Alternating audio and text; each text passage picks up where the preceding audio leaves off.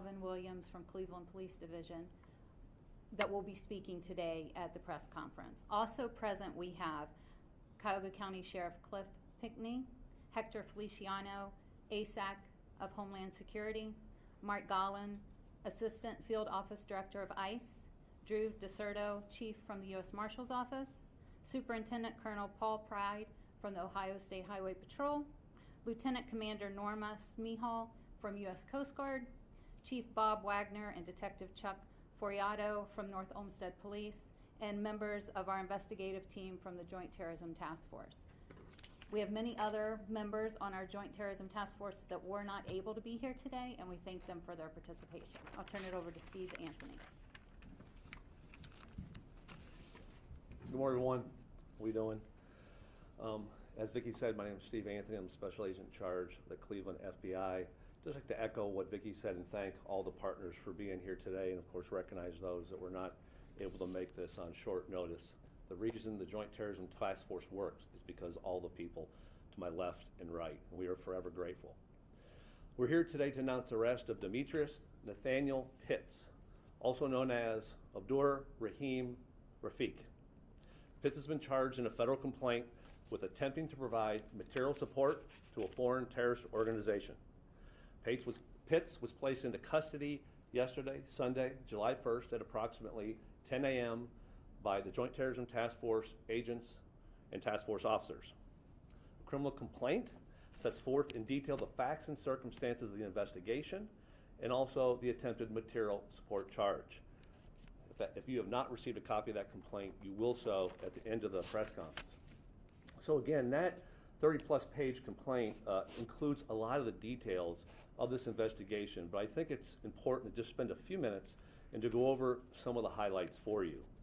So in 2017, the FBI received reporting that Pitts was making statements espousing his support for Al-Qaeda and also his actions against particular United States entities, his violent intentions, including the armed forces. And as we typically do when we receive this information, we do what? We open an investigation. We check it out. And that's exactly what we did here.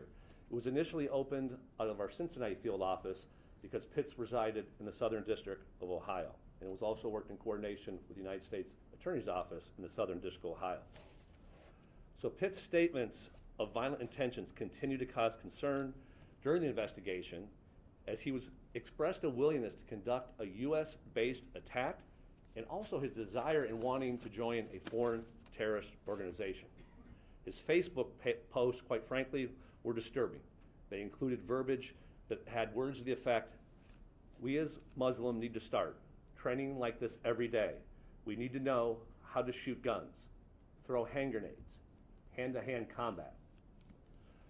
An FBI undercover agent was introduced to Pitts in an effort to further determine whether Pitts was in fact a threat to national security.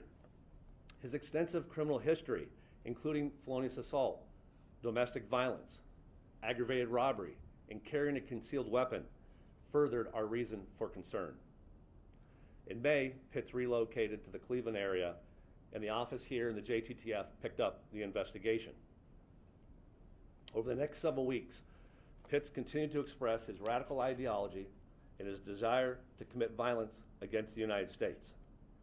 Just last week, during an in-person meeting with our undercover agent, Pitts suggested words to the effect, "I did tell myself that their holiday is coming up, the 4th of July, Independence Day. What would hit them in the core? Blow up, have a bomb, blow up at the 4th of July parade." During communications with the undercover agent, Pitts indicated he would travel downtown and conduct reconnaissance of Voinovich Park and the U.S. Coast Guard station for the purpose of taking photographs and videotaped footage. He further, the day or thereafter, walked downtown, all over the downtown, and surveilled these entities, Voinovich Park and the U.S. Coast Guard station, in addition to other locations that had previously been discussed. Additional conversations with extremely concerning statements of intentions made by Pitts are specified in the federal complaint, and they include topics such as hatred for the military, wanting to chop off heads and hands and disposing of bodies. A final meeting occurred on Sunday morning, as I mentioned yesterday, where the undercover and Mr. Pitts had a lengthy conversation. Pitts again, on his own, expressed his allegiance to Al-Qaeda, his desire to participate in a terror attack on July 4th in Cleveland, Ohio, his desire to kill military personnel and their families, his desire to kill federal and local agents, and his desire to commit a future attack at a date to be determined in Philadelphia, Pennsylvania, an area he once resided. At the conclusion of the meeting, Mr. Pitts was arrested, and he will be appearing before a U.S. magistrate later today. I think everyone in the room knows this, but this case illustrates that law enforcement, of course, cannot sit back, in this case, wait for Mr. Pitts to commit a violent act. We don't have the luxury of hoping that an individual decides not to harm someone or get others to act, especially when his continued repeated intentions were to do just that.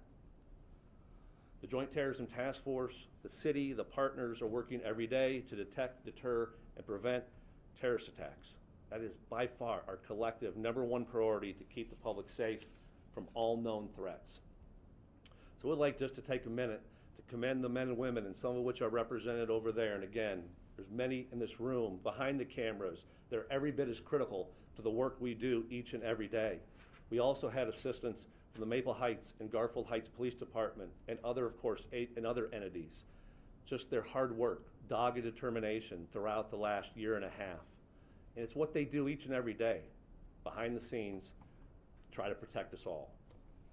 This investigation also, we collectively believe, demonstrates that commitment, but also underscores the importance of differentiating between lawful, peaceful exercise of First Amendment rights, rights that we all cherish, and criminal acts and violent desires of a select few, such as Mr. Pitts, who seek to do our community and our country harm. Lastly, I would just like to give a shout out and thank the public. The public, as you'll see in the complaint, provided at least a piece of information that furthered this investigation. It just further illustrates how critical that is. All the partners up here, I know Chief Williams would echo this in a second, and Colonel Pride and others. It is the relationship with the public. It's relying on information each and every day that allows us to do our job. I think this case also illustrates that partnership, not just among the agencies here, but between the public and between the media as well. With that, I will end it, and I'm going to turn it over to our United States Attorney, Mr. Justin Herman. Justin? Thank you. Thank you, Steve, and I want to echo what Steve just said. A huge thanks to all the men and women on Cleveland's Joint Terrorism Task Force, and the men and women of our office, too, who work around the clock, make sure our nation, our city, and our community are safe from threats like Demetrius Pitts. Pitts has been charged in federal court with one count of attempting to provide material support to a designated foreign terrorist organization, and in this case it's Al-Qaeda. The statutory maximum sentence for that charge is 20 years in prison. We will be presenting our evidence to the grand jury seeking an indictment against Mr. Pitts. As Mr. Anthony mentioned, there will be a complaint affidavit provided to the public and will be filed with the court. But as detailed in that affidavit, just last week, this defendant was walking around downtown Cleveland conducting reconnaissance on what he thought was a large-scale attack planned for the 4th of July. He looked for locations to park a van that would be packed with explosives. He talked about taking targets like St. John's Cathedral off the map. And just yesterday, he discussed giving remote control cars packed with explosives and shrapnel to the children of our military uniform members. When asked about the carnage that this would cause, Pitts said comments like, "I don't care, and I have no regrets." As I mentioned, many people worked around the clock on this case over the weekend and over the past several weeks in order to ensure that the public would be safe. Now, in less than 2 hours, Steve and I will be in Mentor, and we're going to be there for the funeral of a husband, a father, and a police officer who was killed in the line of duty. And in just 2 days, Americans will gather with friends and family, probably over backyard barbecues, to celebrate our nation's birthday. And I bring both of those things up because they both acknowledge an observance of what our nation represents, both in principle and in practice. This defendant, by his own words and by his own deeds, wanted to attack our nation and its ideals. He wanted to target, even initially, from the very, very beginning of this, people at a July 4th parade. And he also talked about wanting to target people watching fireworks over downtown Cleveland, right outside this building. But he also wanted to strike at the values that are at the very core of our nation. He wanted us to be afraid to speak our minds. He also wanted us to be afraid to gather together in public places. So I ask this week that we all continue to gather, continue to celebrate America, continue to celebrate our men and women in law enforcement, to acknowledge those who have given their lives in the line of duty, to engage in the exchange of ideas that is central to our democracy, to continue to have our barbecues and continue to go see fireworks, knowing that our police, our sheriff's department, and our justice department employees will remain vigilant in protecting our community. Thank you. Turn over to Chief Williams now. Thank you. Good morning. I want to start off by thanking Special Agent in Charge Stephen Anthony of the FBI here in Cleveland and U.S. Attorney Herdman. As they stated, an incident like this doesn't get resolved in silos.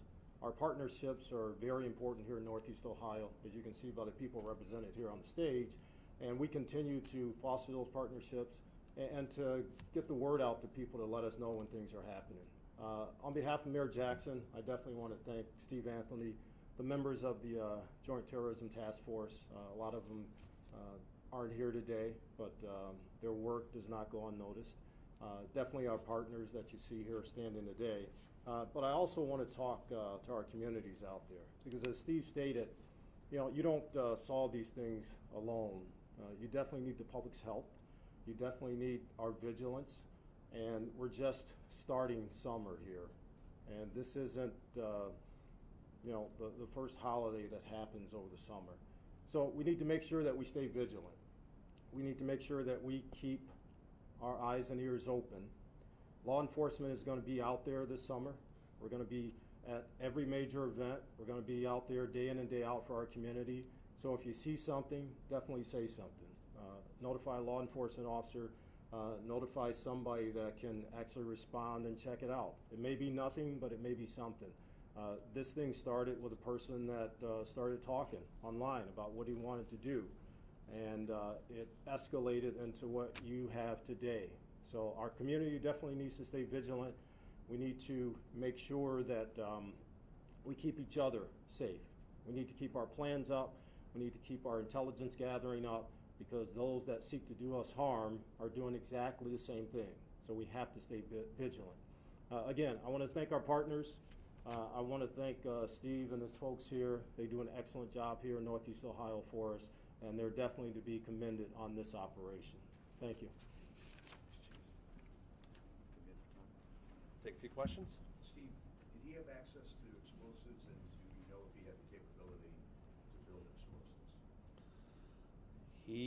I will say this, and I'll let the complaint speak for itself, but the trick with these things is we only know what we know, right? What we're able to do as an investigative team, coming together to try to determine, again, his intent, his ability to execute and the like.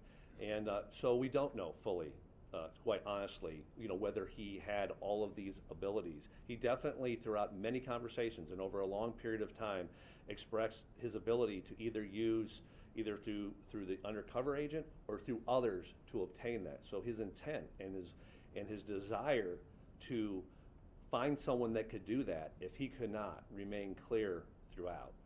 His precise ability to do specific things, again, we may never know. I will say that we didn't have specific information that he had a past history of being able to do that. Steve, have you guys searched his home, and if so, what did you find? As you can imagine, and I can let Justin speak to that if he wants to, but we're conducting all logical investigation. I'm not gonna speak to actually specific, things that we're doing, investigative steps that we're taking to help resolve this entire case. Yeah, again, as Steve said, I don't think we want to get into specific investigative steps that have been taken or not taken at this point in time, but suffice it to say that it did not stop with the arrest of Mr. Pitts. We've done everything we can to complete the investigation. When you say he had ties to Al-Qaeda, are those just ties that he voiced, or do you have specific information? What we have is throughout the investigation is his repeated desire to join, to be part of a foreign terrorist organization, specifically Al-Qaeda. So his intent was to be part of what they do, part of the organization. And again, some of the complaint talks about that in details. Again, that was his stated desire to be part of a foreign terrorist organization. That's why, as Mr. Hurley would say, the charge of attempting to provide material support to such organization is able to be charged because of his repeated desire, stated desire to want to be part of and recognized as part of Al-Qaeda. Have there been other communications? Are there other people that might be charged along with him? At this time, Mr. Pitts is the person being charged. Is he an American citizen, or like in the country? And the third question, if you make them all mix and answer one, why we don't have somebody when they came to this country interviewing these people to find out the background? That way we could prevent that to happen again. Let me answer your first part of the question is, Mr. Pitts is a United States citizen.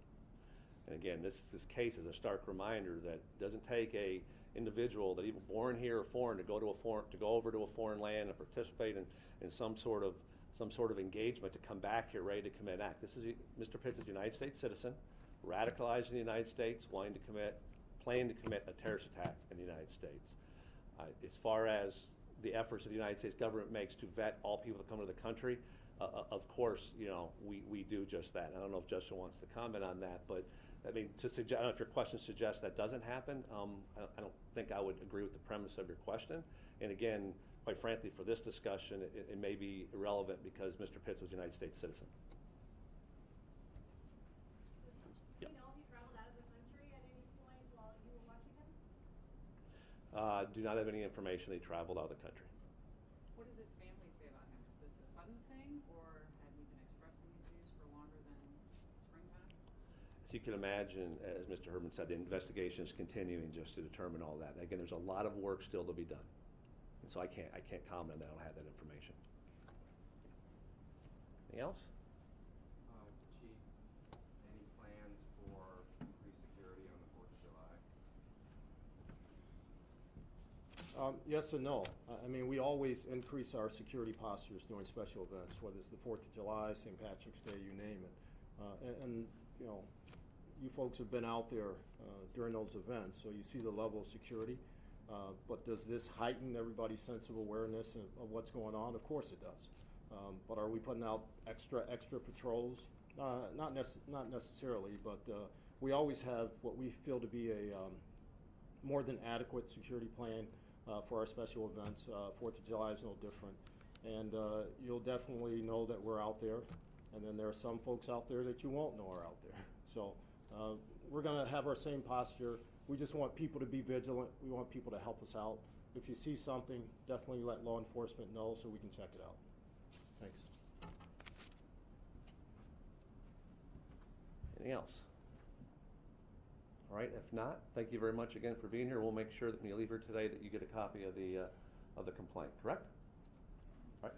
Dennis, pictures there. Oh, sorry, yes.